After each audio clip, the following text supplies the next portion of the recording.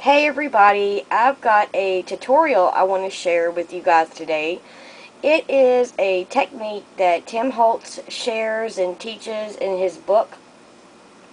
And I'm basically just going to show you what to do. It's his rusty technique. But mine has a little bit of a twist because I added something that I feel like it gives an even more realistic look to it. So let me start by showing you one that I've made already, and it looks pretty good. I mean, it looks like it's really rusted, and if you can see the patina, that's what I added. I know a lot of people know that metal has a patina to it when it rusts, so I like it.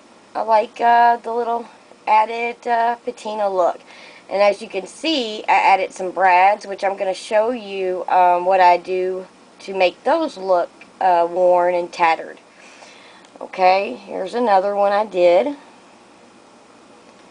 And I also think that looks really good too. Now, what you're going to need is either a piece of grunge board or chipboard. It works well with chipboard, I think. What I'm using is chipboard, and it is the light, like .022 chipboard, which is a little bit thicker than a cereal box, but I think what he does is strictly the grunge board, but I think it'll work with the grunge board and the chipboard because that's all I've done. I haven't tried the grunge board, but I'm satisfied with my chipboard pieces.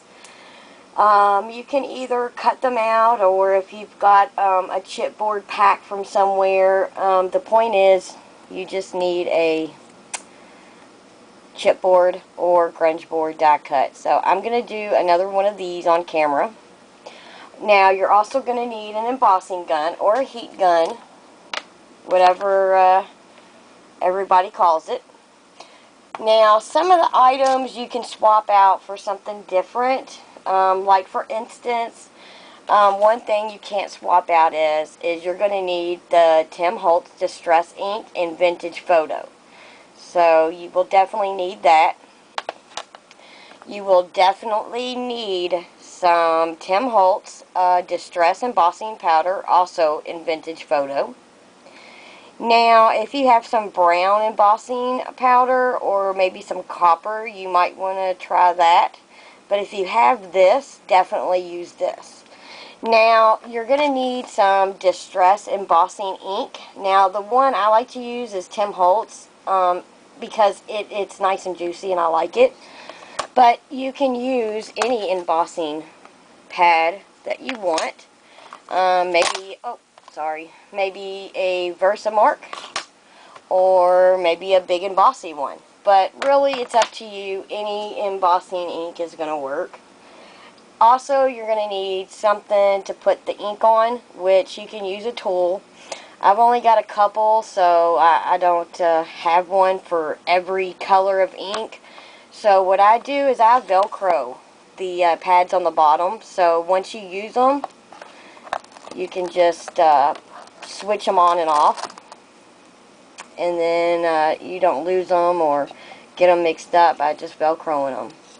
Sometimes I use a cosmetic little sponge, which I like doing that. Now, you're also going to need, for the little extra twist of patina, is some spray.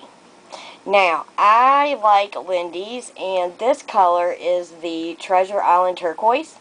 Now, I haven't tried it with Glimmer Mist, but I'm sure if you can find a nice blue color, because sometimes the patina looks a little blue, or a green color like this lily pad green from Glimmer Mist. They also have a Glimmer Mist called patina, so if you have that, you might want to try that. Also, with Lindy's, you might want to try the Buccaneer Blue. I just happen to like the Treasure Island Turquoise, so that's what I use. Okay, so our first step is going to be the embossing ink. So what you need to do is get it really in there and covered. And this is the reason why I like the Tim Holtz, because as you can see, I just got a little bit on my finger, and look how wet it looks on the back from just my finger. So you're gonna make sure you get it all covered. As you can see, everything's nice and thickly covered. Now, you need something to pour your embossing powder on. I don't know where my little tray is. So, I'm just going to use a piece of paper. You don't need anything fancy.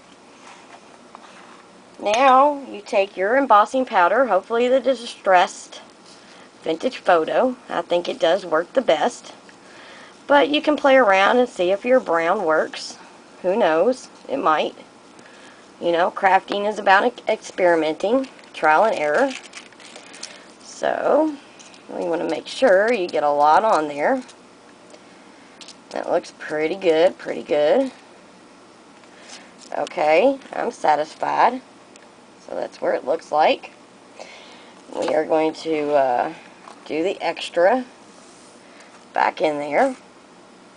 Now, if you haven't used the Distress Embossing Powder yet, it doesn't melt like the regular powder does. So, the first couple times it's a little confusing. Heck, it's still confusing to me if it's definitely heated enough. So, sometimes I do get a little smoke going. So, let's go ahead and heat it up.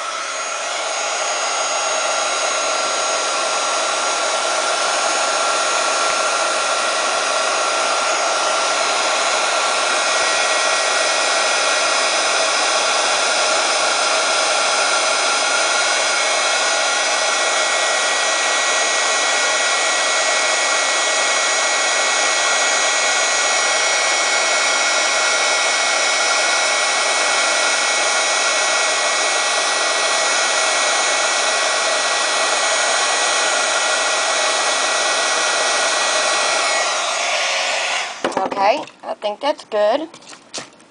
Now, while that's cooling off, because you gotta wait till it's cool to do the next step. So while it's cooling off, let's get our Distress Ink Vintage Photo ready. Okay, let's get a tool or a sponge ready. Oh, and get your paintbrush out. Have that ready while that's cooling off. It's still a little hot. I don't know if you can tell, but I missed a spot down here, but that's okay. But it's still cooling off, but you know, already it looks pretty darn good. I mean, it really looks like real rust already, and we haven't even done the next step yet, so it's pretty cool stuff. As you can see, the little patina coming through on this. Okay, so when it's good and cool, the part with the distressing embossing powder is you take your finger and you rub those crystals. And it makes it look worn. So take your finger and just rub those crystals off. You know, to how you think it should look. Okay, I think I like it. Okay, now once you rub those crystals off, as you can tell, you can see where it looks even more worn.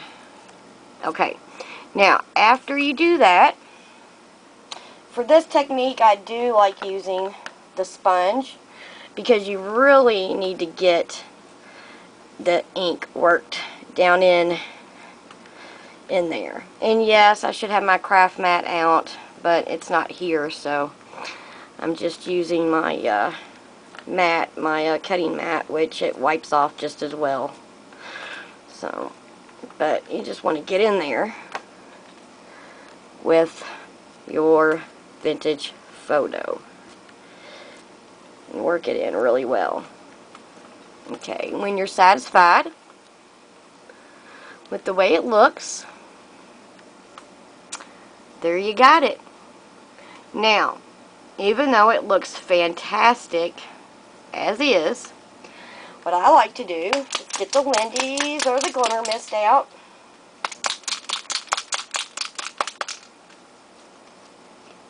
Make sure you shake it up really well. Now, you don't want to use too much, because you don't want too much patina. Okay, so take your paintbrush and put it in the bottle and just kind of, you know, here and there where you think your patina would look good. And just kind of dab it on there. And that's it. Let's dry it up a little bit and see what we got.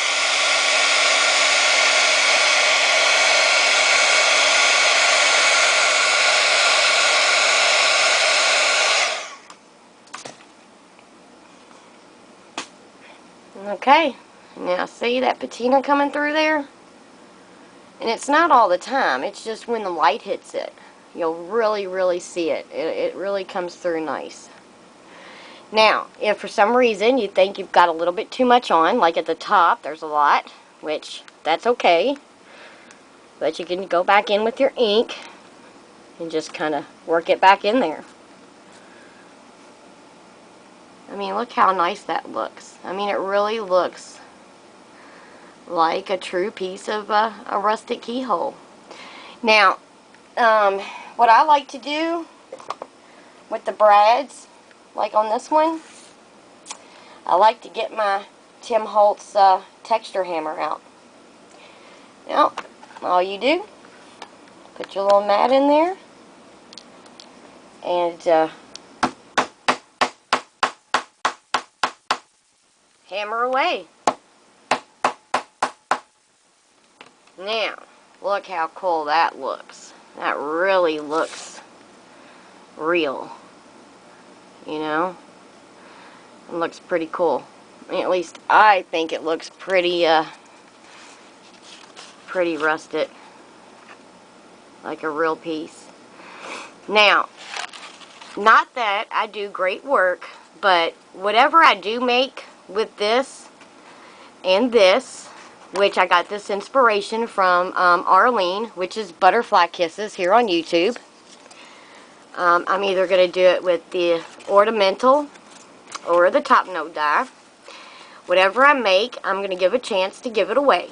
So if you do want the opportunity to have whatever I make, just comment below the video, or if you're in the craft hole, you can comment in the comments under this link that I'm gonna, you know, post to the video, and I'll draw a name, and whoever wins, I'll send them whatever I end up creating.